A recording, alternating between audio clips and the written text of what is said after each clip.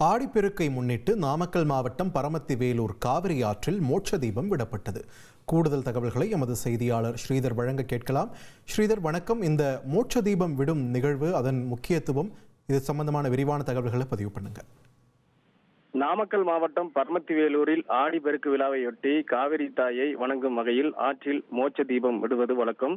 அதன்படி இந்த ஆண்டு ஆடி 18 முன்னிட்டு பரமத்தி வேலூரில் உள்ள காவிரி ஆற்றில் மோட்ச தீபம் விடும் நிகழ்ச்சி வெகு விமரிசையாக நடைபெற்றது. முன்னதாக அங்க காவிரி தாயை வணங்கி வழிபடும் வகையிலும் மழை பெய்து விவசாயம் செழிக்க வேண்டும், அதே போல நாடு சுபிசம் பெற வேண்டியும் காசி விஸ்வநாதர் ஆலயத்தில் மோட்ச தீபத்துக்கு சிறப்பு பூஜைகள் செய்யப்பட்டன. தொடர்ந்து மேலதாளங்கள் முழங்க அந்த மோட்ச தீபத்தை காவிரி ஆற்றுக்கு பக்தர்கள் எடுத்து சென்றனர்.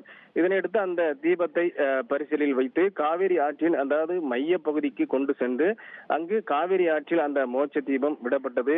அதாவது நாமக்கல், ஈரோடு, கரூர் உள்ளிட்ட பல்வேறு மாவட்டங்களைச் சேர்ந்த சுமார் 1000க்கும் மேற்பட்ட பக்தர்கள் ஆற்றின் இரு கரையிலும் திரண்டு நின்று அந்த மோட்ச தீபத்தை வழிபட்டனர்.